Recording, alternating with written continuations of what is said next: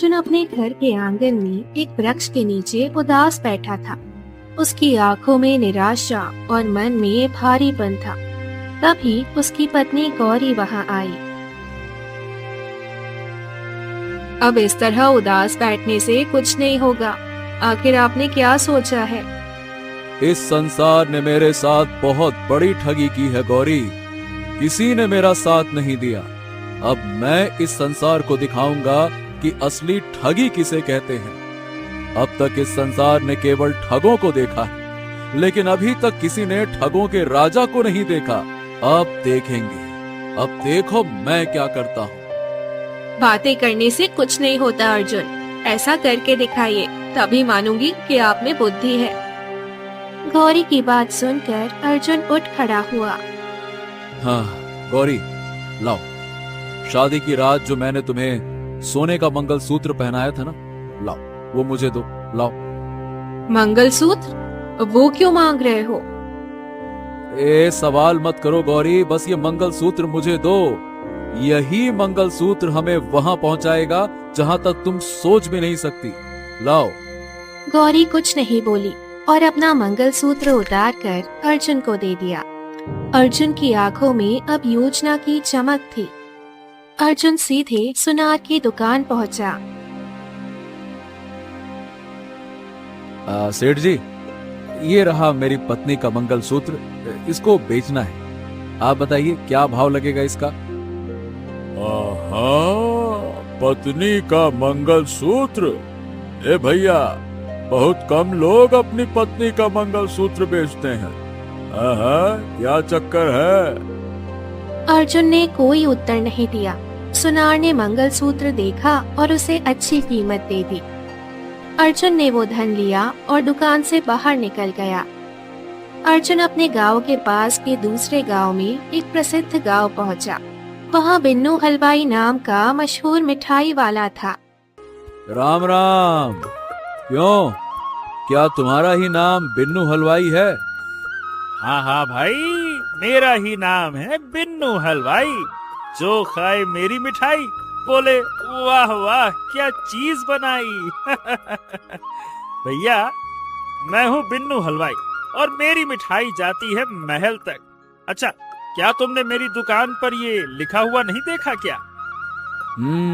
दुकान पर तो देखा है, पर महल में तुम्हारी मिठाई कभी नहीं देखी। क्यों भैया, कौन हो तुम? इस गांव के तो नहीं लगते हैं? बिल्कुल सही पहचाना। मेरा नाम है अर्जुन और मैं राजा विक्रम के महल में रहता हूँ। वहाँ के खाने पीने का इंतजाम सब मैं ही देखता हूँ। अरे ऐसा? अरे भैया, तो तुम राजमहल से आए हो, ये पहले क्यों नहीं बताया? ये थोड़ा पास आओ। देखो भैया, मैं क्या कह रहा हूँ। सच सच कहूँ तो मैं तो लोगों से झूठ बोल देता हूँ कि महाराज को मेरी मिठाई पसंद है, ताकि दुकान चलती रहे। देखो, अब तुम आ गए हो तो बस मेरी झूठी प्रशंसा कर देना। लोगों को यकीन हो जाएगा और मेरा नाम और भी बढ़ेगा।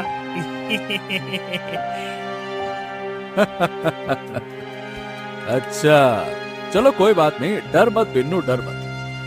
मैं किसी को नहीं बताऊंगा कि महाराज तुम्हारा नाम तक नहीं जानते। पर हाँ, एक रहस्य की बात बताऊं? हाँ हाँ हाँ, कौन सा रहस्य? वो ये कि तुम्हारा नाम सच में प्रसिद्ध है। कल महाराज के महल में अतिथि आने वाले हैं। महाराज चाहते हैं कि उनके सामने ऐसी मिठाई रखी जाए जो देखने में सोने की मुद्राएं जैसी लगे। और मैंने सुना है कि तुम मिठाई पर सोने की परत ऐसे चढ़ाते हो कि आए है कोई भी धोखा खा जाए कि सोना खा रहा है या मिठाई। क्या बात कर रहे हैं? मेरा नाम क्या सच में इतना प्रसिद्ध है? वैसे तुमने बिल्कुल सही कहा भैया। मैं मिठाई पर ऐसा परत चढ़ाता हूँ, ऐसी वर्क लगाता हूँ कि देखने वाला समझ ही नहीं पाता ये सोना है या मिठाई। हाँ, तो ये बताओ, क्या तुम ऐसी मिठाई बना सकते हो जो बिल्कुल सोने की मुद्राओं जैसी दिखे? हाँ हाँ, क्यों नहीं। मैं ऐसे पेड़े बनाऊंगा जो छोटे छोटे सिक्कों जैसे होंगे। उन पर सोने का वर्क चढ़ाऊंगा। देखने वाला आंखों से धोखा खा जाएगा। हाँ तो ठीक है, 500 सोने की मुद्राएं शाम तक तैयार कर देना, ठीक है? 500 सोने की मुद्राएं? हाँ हाँ, मेरा मतलब है 500 सोने के वर्क लगे पेड़े। अर्जुन मुस्कुराया। उसने सारा धन बिन्नू हलवाई को दे दिया। हलवाई खुशी से झूम उठा। अर्जुन वहां से निकल गया।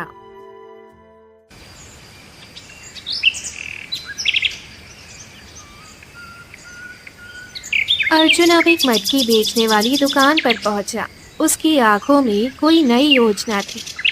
हाँ भाई, क्यों? तुम्हारे पास कोई पुराना, गंदा और प्राचीन मटका है क्या? भैया, लोग तो साफ सुथरे मटके मांगते हैं और तुम पुराना गंदा मटका मांग रहे हो। क्यों भाई? देखो, मुझे एक विशेष काम के लिए चाहिए। अगर है तो बताओ, मैं मनचाही कीमत दूंगा। है ना, मेरे पास एक ऐसा मटका है जिसे देखकर लगता है कि जैसे अभी अभी जमीन से खोद कर निकाला गया है। हाँ हाँ, बस यही तो चाहिए, लेकर आओ। दुकानदार ने मटका दिया। अर्जुन ने उम्मीद से अधिक धन चुकाया। दुकानदार खुश हो गया। शाम ढल चुकी थी। बिन्नू हलवाई अर्जुन का इंतजार कर रहा था। तभी अर्जुन वहां पहुंचा। आहा, आइए सरकार, आइए। मैं तो आप ही का इंतजार कर रहा था। ये देखिए, ये रहे 500 पेड़े जिन पर सोने का वर्क चढ़ा है। देखिए, बिल्कुल सोने की मुद्राओं जैसे दिखते हैं, है ना? वाकई तुमने कमाल कर दिया। देखने वालों की आंखें धोखा खा जाएं। चलो, अब एक काम करो, ये सारे के सारे पेड़े इस मटकी के अंदर रख दो। हैं? मटकी के अंदर? वो भी इतने सुंदर पेड़े? ऐसा क्यों सरकार? देखो, राजमहल का सफर लंबा है। अगर रास्ते में डाकू मिल गए और उन्हें लगे कि ये सोने के सिक्के हैं, तो वो तो मुझे मार देंगे ना। पुराने मटके को देखेंगे तो कोई शक नहीं करेगा कि इसके अंदर क्या है। हलवाई ने सिर हिलाया और धीरे धीरे सभी सोने के वर्क लगे पेड़े उस पुराने मटके में रख दिए। अर्जुन मटका लेकर अपने गांव वापस आ गया। उसकी आंखों में चालाकी और चेहरे पर आत्मविश्वास था। वो उसी सुनार की दुकान के पास पहुंचा जहां से सुबह उसने अपनी पत्नी का मंगलसूत्र बेचा था। अरे बाप रे बाप, दूर तक पैदल चलने के कारण बहुत प्यास लगी है। ओ भैया, क्या तुम मुझे थोड़ा पानी पिला सकते हो? भैया, वो सामने मटका रखा है, पानी पीने के लिए ही तो है। जितना मन चाहे उतना पी लो। तभी दुकानदार की नजर उसके मटके पर पड़ी। मटका पुराना था, पर अंदर से हल्की सुनहरी झलक आ रही थी। अरे बाबा रे बाबा, ए भैया, सुबह तो तुम मंगलसूत्र बेचने आए थे और अब ये मटका लिए लौटे हो। ये तो बड़ा ही प्राचीन मटका लगता है और इसके अंदर तो सोने के सिक्के हैं। बताओ भैया अर्जुन, ये मटका तुम्हें कहाँ से मिला? हाँ, ऐसा है सेठ जी, अपने काम से काम रखिए ना। दुकानदार अर्जुन की बात सुनकर क्रोधित हो उठा। उसने कुर्सी से उठते हुए अर्जुन की ओर देखा। देखो अर्जुन, मैं तुम्हें बहुत अच्छे से जानता हूँ और तुम मुझे। ये दुकान दिख रही है, ये दुकान भले मेरी है, पर सारा धन इस साहूकार का लगा हुआ है। साहूकार मेरी हर बात मानता है। हाँ हाँ ठीक है, मानता होगा, लेकिन कहना क्या चाहते हो? मुद्दे की बात कहो ना। ये मुद्दे की बात यही है भैया कि तुम्हारे इस मटके को देखकर साफ लगता है कि ये तुम्हें जमीन में कहीं गड़ा हुआ मिला है ना? हाँ हाँ हाँ हाँ, ठीक है ठीक है। देखो मैं सच बताता हूँ। बात यह है कि मैं अपनी पत्नी का मंगलसूत्र चुरा कर लाया था। सोचा था उसे बेचकर जुआ खेलूंगा और फिर मंगलसूत्र वापस जीत लूंगा, लेकिन मैं तो सब कुछ हार गया। आत्महत्या करने के इरादे से जंगल गया, जहां मुझे ये मटका मिला जो कि सोने के सिक्कों से भरा हुआ था। और देखो, ये बात तुम किसी से मत कहना।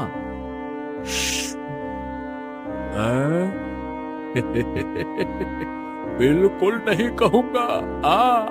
लेकिन भैया, बदले में सोने के सिक्के तुम मुझे भी दे दो ना यार। तुम्हारा दिमाग खराब है क्या? नहीं तो इससे अच्छा तो ये होगा कि सबको जाकर बता दो, पर मैं तुम्हें ये सारे सिक्के कभी नहीं दूंगा। अच्छा ठीक है, इतना गुस्सा काहे हो रहे हो? चलो सौदा करते हैं। तो देखो, ये पूरा का पूरा मटका तुम मुझे दे दो और बदले में मेरी दुकान के सारे सोने के आभूषण ले जाओ। मटके में जितना सोना है वो मेरी दुकान के आभूषणों से दुगनी कीमत से भी ज्यादा का है। सोच लो, मैं इसकी आधी कीमत दे रहा हूँ। वैसा ठीक है, चलो अब तुम इतना बोल रहे हो और तुम्हारा इतना मन है तो सौदा मंजूर है। ठीक। दुकानदार ने अपनी दुकान के सारे सोने के गहनों को एक पोटली में भरकर अर्जुन को दे दिए। अर्जुन ने मटका दुकानदार को सौंपा और पोटली लेकर घर की ओर चल पड़ा। अर्जुन ने जैसे ही घर में प्रवेश किया, उसकी पत्नी गौरी ने उसे देखा। अर्जुन के हाथ में भारी सोने की पोटली थी। ये सब कहाँ से लाए हो?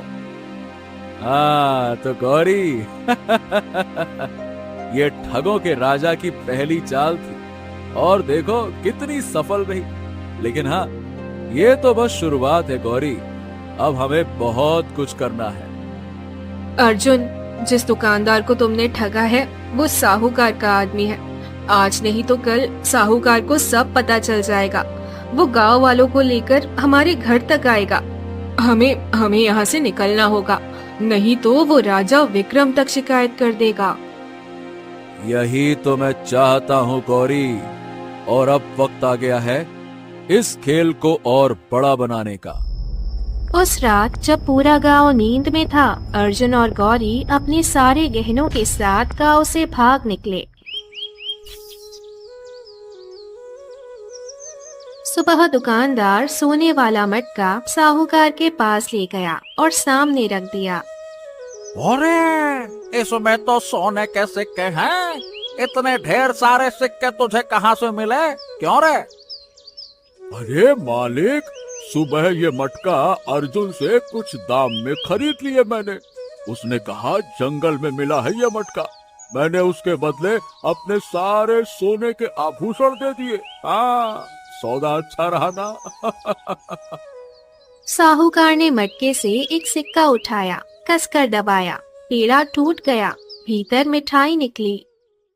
हैं? ये क्या? अरे ये तो नकली सोना है, नकली सोना। ये क्या किया तूने रे नालायक कहीं के? छू कर भी नहीं देखा इनको? भगवान है भगवान, इसका मतलब अर्जुन हमें चूना लगा कर चला गया। ये तो सब मिठाई है जिस पर सोने का वर्क चढ़ा है। हे राम हे राम। अरे मूर्ख कहीं के नालायक, तूने मुझे बर्बाद कर दिया। चल अर्जुन के घर चलते हैं, चल। दोनों अर्जुन के घर पहुँचे। ताला लगा था। हाँ, सब कुछ समझ में आ गया मुझे। रुक जा बेटा, मेरी राजा जी से मित्रता है, मैं अभी शिकायत करूंगा इस।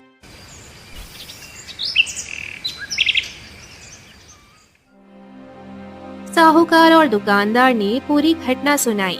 राजा विक्रम क्रोधित हुआ। हो, हमारे राज्य में ऐसी ठगी पहली बार हुई है। तुम चिंता मत करो, आखिर वो भागकर जाएगा कहाँ? 10 दिन इंतजार करो। हमारा एक व्यापारी मित्र हीरा बेचने महल आ रहा है। हम महल के बाहर नहीं जा सकते, तब तक तुम अतिथि बनकर यहीं रहो। दुकानदार चला गया। साहूकार महल में ठहर गया। उधर अर्जुन और गौरी जंगल की एक झोपड़ी पर पहुँचे। अंदर एक बूढ़ा वैद्य बैठा था। अरे भाई, कौन हो तुम? मेरा नाम अर्जुन है और ये मेरी पत्नी है गौरी। हम दोनों बेरोजगार हैं। काम की तलाश में एक राज्य से दूसरे राज्य भटकते रहते हैं। रात हो गई है, आपकी झोपड़ी देखी तो यहाँ चले आए। हाँ, तुम बिल्कुल सही जगह रुके हो। राज्य की ओर जाने वाला सुरक्षित रास्ता यही है। दूर देश से व्यापारी रात में यही ठहरते हैं। अच्छा अच्छा अच्छा अच्छा अच्छा, तो आप वही वैद्य जी हैं जिनके चर्चे पूरे राज्य में फैले हैं। मतलब कि आपको जड़ी बूटियों का बहुत ज्ञान है। देखिए वैद्य जी, मैं ठहरा बेरोजगार, क्या आप मुझे जड़ी बूटियों का ज्ञान दे सकते हैं? बदले में जो धन चाहिए मैं दूंगा। बस मुझे और मेरी पत्नी को 2 वक्त का खाना मिल जाए बस। अच्छा, चलो ठीक है, मुझे स्वीकार है। तुम दोनों भले मानुस लगते हो। ठीक है। अर्जुन और गौरी उसी दिन से झोपड़ी में रहने लगे। 5 दिन में अर्जुन काफी कुछ सीख गया। एक दिन अर्जुन एक जड़ी बूटी हाथ में देख रहा था। तभी वैद्य आया और तत्परता से रोक दिया। हाँ, रुको रुको रुको, इसे स्पर्श मत करना। ये बड़ी चमत्कारी है। अगर इसे पीस कर किसी की आंखों में डाला जाए तो वो कुछ क्षण के लिए बेहोश हो जाएगा और होश आने पर उसे लगेगा कि नहीं, वो बेहोश था ही नहीं। बस उसे ऐसा लगेगा कि सामने वाला अचानक गायब हो गया। ओह वाह, तब तो बहुत से जादूगर लोगों को मूर्ख बनाने के लिए इसी जड़ी बूटी का इस्तेमाल करते होंगे, है ना वैद्य जी? हाँ हाँ हाँ हाँ, इसीलिए मैं इसे बहुत संभाल कर रखता हूँ ताकि ये गलत हाथों में ना पड़ जाए। पर हाँ, तुम्हारी बात कुछ और है। मुझे तुम पर विश्वास है। हाँ। वैद्य चला गया। रात को अर्जुन ने चुपके से वही जड़ी बूटी अपनी झोली में रख ली और जाकर गौरी से बोला, गौरी, जिस मकसद के लिए यहाँ पर आए थे वो पूरा हो गया। मुझे पता चल गया है कि इस वैद्य के पास एक ऐसी जड़ी बूटी है जो लोगों को भ्रम में डाल देती है। इसी वजह से मैं तुम्हें यहाँ पर लाया था। ये जड़ी बूटी मुझे मिल गई। चलो अब चलते हैं। महाराज का व्यापारी जिस रास्ते से गुजरेगा उसके इस झोपड़ी में आने से पहले ही हमें उसे रास्ते में ही मूर्ख बनाना होगा। ठीक है। अर्जुन और गौरी झोपड़ी छोड़कर आगे बढ़ गए। दोनों एक तालाब के किनारे आकर बैठ गए। तालाब का पानी शांत और स्वच्छ था। गौरी, ये बहुत ही प्रसिद्ध तालाब है। अक्सर यात्री जब भी यहाँ से गुजरते हैं ना, तो इसी तालाब का स्वच्छ पानी पीते हैं। इतना कहते ही अर्जुन के कानों में घोड़े की टापों की आवाज पड़ी। चलो चलो चलो चलो, वृक्ष के पीछे छुप जाओ। आ जाओ आ जाओ आ जाओ आ जाओ, आराम से आराम से। गौरी तुरंत वृक्ष के पीछे छिप गई। अर्जुन भी पास की झाड़ी में जाकर छिप गया। कुछ देर बाद एक व्यापारी जैसा व्यक्ति घोड़े पर आया। घोड़ा बांधा और तालाब का पानी पीने लगा। अर्जुन ने अपने वस्त्र बदले। उसने जादूगरों वाले कपड़े पहने जो उसने पहले से ही बनवा रखे थे। फिर अचानक वो व्यापारी के सामने आ गया। अरे भाई, कौन हो तुम? क्या तुम मेरे वस्त्र नहीं देख रहे? मैं एक जादूगर हूँ। लेकिन तुम कौन हो? अच्छा, मेरा नाम जगमोहन है। मैं एक व्यापारी हूँ और महाराज से मिलने के लिए जा रहा हूँ। ओ, फिर तो तुम महाराज को कोई कीमती वस्तु बेचने जा रहे होगे। हाँ हाँ हाँ हाँ, बिल्कुल। और क्या मैं पूछ सकता हूँ कि वो कीमती वस्तु क्या है? क्या तुम मुझे मूर्ख समझते हो क्या? मैं कैसे मान लूं कि तुम जादूगर हो सकता है कि तुम कोई लुटेरे हो। अगर मैंने राज खोल दिया तो तुम मुझे लूट लोगे, नहीं तो। चलो तुम्हारी मर्जी। ये भी तो हो सकता है कि तुम्हारे पास जो कीमती वस्तु है मैं अपने जादू से उसका दूसरा रूप बना दूं। मतलब अगर तुम्हारे पास कोई हीरा है तो मैं अपने जादू से वैसा ही एक और हीरा प्रकट कर सकता हूं। बस हाँ, शर्त यह है कि हीरा मेरी आंखों के सामने होना चाहिए। लालची व्यापारी जगमोहन सोच में पड़ गया। उसके मन में लालच बढ़ गया।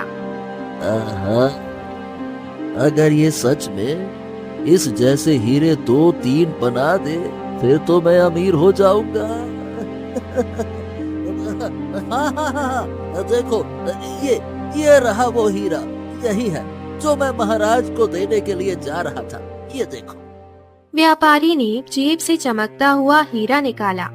अर्जुन ने मुस्कुराकर वो जड़ी बूटी निकाली जो उसने पहले पीस कर रखी थी और व्यापारी की आंखों में डाल दी। व्यापारी बेहोश होकर गिर पड़ा। अर्जुन ने उसके हाथ से हीरा उठाया और गौरी के साथ वहां से भाग निकला।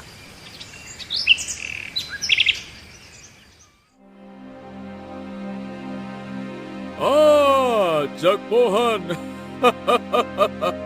आओ भाई आओ, हम कब से तुम्हारा इंतजार कर रहे थे।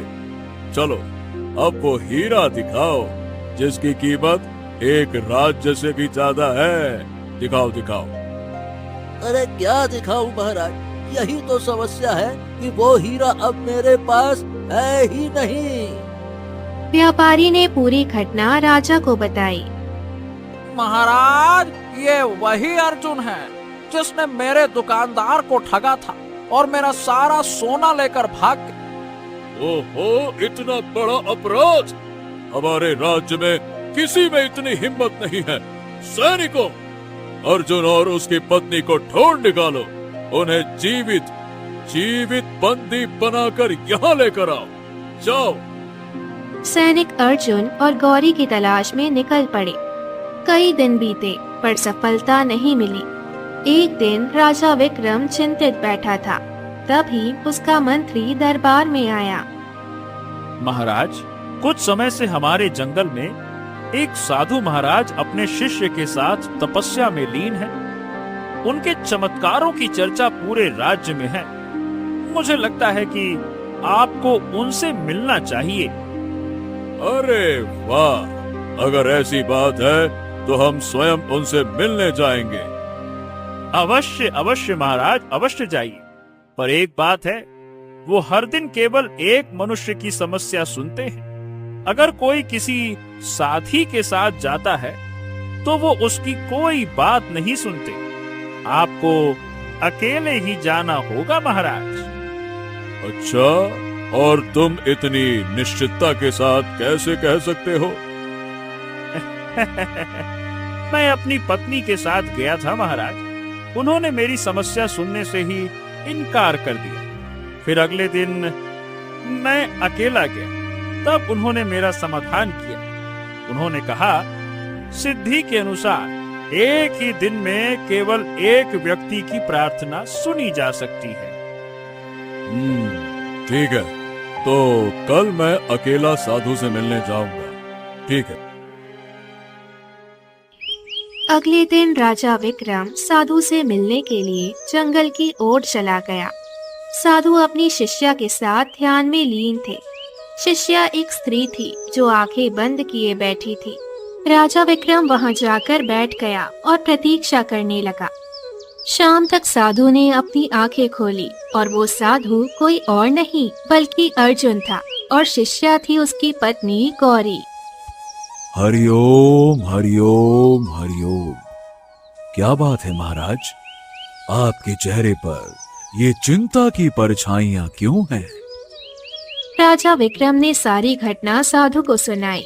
अर्जुन ने शांत भाव से मिट्टी के बर्तन में रखा जल राजा विक्रम की ओर बढ़ाया। एक काम करिए, प्रभु का नाम लेकर इस जल को पी लीजिए। आप जब इसे पिएंगे तो आपके स्वप्न में अर्जुन और उसकी पत्नी गौरी का ठिकाना स्वयं दिखाई देगा। हरिओम हरिओम हरि। ग्रहण करिए। राजा विक्रम ने उत्सुकता से जल पिया। कुछ ही देर में उसे चक्कर आने लगे और वो बेहोश होकर गिर पड़ा। अर्जुन मुस्कुराया और गौरी की ओर मुड़कर बोला, देखा गौरी, ये राजा है, पर इसे ये भी नहीं पता कि साधु के भेष में कौन ठग है और कौन नहीं। अर्जुन ने राजा विक्रम के सिर से उसका सोने का मुकुट उतारा। देखा गौरी, ये इसका मुकुट है, इसका गर्व, इसका सम्मान। जब कल ये जागेगा तब इसे समझ में आएगा जिसकी तलाश में ये आया था वो साधु और उसकी शिष्या ही थे। गौरी हंसी और दोनों जंगल से चले गए। अगली सुबह राजा विक्रम महल लौट आया। महल में उसका मित्र साहूकार और व्यापारी पहले से उपस्थित थे। राजा के सिर पर मुकुट न देखकर वे दोनों चौंक गए। क्या क्या हुआ महाराज, क्या बात है? बताएं मंत्री जी, उन ठगों ने हमें भी ठग लिया। साधु के भेष में अर्जुन ने हमारा मुकुट तक चुरा लिया। अब बताओ भला, जो राजा को भी ठग ले वो भी एक राजा ही होता है महाराज। बस फर्क इतना है कि आप राज्य के राजा हैं और वो ठगों का राजा। राजा विक्रम अपने सिंहासन पर बैठा था। तभी दरबार के द्वार खुले और अर्जुन अपनी पत्नी गौरी के साथ वहां प्रवेश करता है। साहूकार और व्यापारी दोनों अर्जुन को देखकर दंग रह गए। महाराज महाराज महाराज, यही यही है वो अर्जुन जिसने हमको ठगा था, जिसने आपको ठगा, जिसने इस व्यापारी को ठगा। हाँ, यही है जिसने मेरा हीरा लूटा, यही है वो। अब ये स्पष्ट हो गया है कि कल तुम्हारे चेहरे पर नकली दाढ़ी और मूछें थी, पर तुम्हारी आंखें वही हैं जिसे हमने साधु के रूप में देखा था। तुम ही थे वो साधु और तुम्हारी पत्नी गौरी तुम्हारी शिष्या। अब बताओ अर्जुन, तुमने अब तक न जाने कितनों को ठगा होगा। हम तुम्हें दंड देंगे। सबसे पहले प्रणाम स्वीकार कीजिए महाराज और कहिए हरिओम हरिओम हरिओम। सोचिए महाराज, आप भी तो मुझे पकड़ नहीं पाए। मैं आपका मुकुट लेकर भाग सकता था, पर मैं राजमहल स्वयं आया हूं। क्या ये नहीं जानना चाहेंगे कि मैंने ऐसा क्यों किया? राजा विक्रम रुक गया। उसकी आंखों में अब जिज्ञासा थी। सच है, तुम चाहते तो भाग तो सकते थे। बताओ, फिर अपनी पत्नी के साथ राजमहल में क्यों लौटे, जबकि जानते थे कि तुम्हें दंड मिलेगा? महाराज, ये जो साहूकार आपके सामने खड़ा है, इससे पूछिए, कुछ साल पहले इसने कितनी चालाकी से मेरी जमीन हड़प ली थी। राजा विक्रम ने साहूकार की ओर देखा। महाराज महाराज, ये झूठ बोल रहा है। इसके पिता ने मुझसे कर्ज लिया था। कर्ज ना चुका पाने पर उसने अपनी जमीन मेरे नाम कर दी थी। नहीं महाराज नहीं, ये झूठ बोल रहा है, ये साफ साफ झूठ बोल रहा है। सच तो ये है महाराज कि मेरे पिता के निधन के बाद इसने नकली कागज बनाकर उन पर जाली हस्ताक्षर किए और मुझसे कहा कि मेरे पिता ने उससे कर्ज लिया था और कर्ज ना चुका पाने के कारण इसने मेरी जमीन हथिया ली। मैं न्याय के लिए दर दर भटका, मुखिया के पास गया, पर किसी ने मेरी बात नहीं सुनी। मुझे पता था कि ये आपका मित्र है और आप इसके मित्र हैं, इसीलिए मैं यहां तक नहीं आया। फिर मैंने ठाना कि इस दुनिया को दिखाऊंगा, जब एक साधारण व्यक्ति अपराध की दुनिया में कदम रखता है तो वो भी तहलका मचा सकता है, तहलका। राजा विक्रम ने गहराई से अर्जुन को देखा। ठीक है अर्जुन, हमने मान लिया कि तुमने साहूकार से बदला लिया और मेरे व्यापारी मित्र को क्यों ठगा और मेरा मुकुट क्यों उतारा? क्योंकि महाराज, मैं केवल आपको सच्चाई दिखाना चाहता था। आप उन ठगों को पकड़ने की कोशिश करते हैं जो खुलेआम लोगों को धोखा देते हैं, लेकिन उन लोगों को नहीं देखते जो अच्छाई का मुखौटा पहनकर दूसरों को लूटते हैं, जैसे कि ये साहूकार। व्यापारी महोदय, ये लीजिए आपका हीरा, और महाराज ये रहा आपका मुकुट सही सलामत, स्वीकार करें, लीजिए। और ये रहे सोने के आभूषण जो तुम्हारे लोभ और छल का प्रतीक है साहूकार। महाराज, आपकी आंखें खोलने के लिए मैंने अपनी पत्नी का मंगलसूत्र तक बेच दिया। अब दोषी आपके सामने है, जो सजा उचित समझें उसे दीजिए, बस। राजा विक्रम की आंखों में आंसू आ गए। अर्जुन, तुमने गलत रास्ता अपनाया, पर तुम्हारा इरादा नेक था। तुमने हमारी आंखें खोल दी। मित्र हो या नहीं हो, फर्क नहीं पड़ता। दंड हर दोषी को मिलेगा, चाहे वो कोई भी हो। सैनिकों, ले जाओ इसे। राजा विक्रम ने सैनिकों को आदेश दिया। सैनिकों ने साहूकार को पकड़ लिया। राजा विक्रम बाहर सारा धन अर्जुन को देते हुए बोले, अर्जुन, ये धन तुम्हारे लिए है। आज से अपनी नई जिंदगी की शुरुआत करो। जाओ, तुम बहुत अच्छे इंसान। अर्जुन मुस्कुराया, धन लिया और गौरी के साथ अपने गांव लौट आया। अब उसके चेहरे पर लालच नहीं था, केवल संतोष और आत्मसम्मान की चमक थी। जब अन्याय बहुत बढ़ जाता है तो कभी कभी ठग भी न्याय का चेहरा पहन लेता है। अर्जुन ने सिर्फ दुनिया को ये दिखाया कि राजा वो नहीं होता जो जन्म से राजा हो, बल्कि वो होता है जो झूठ के साम्राज्य में भी सच की ठगी कर जाए।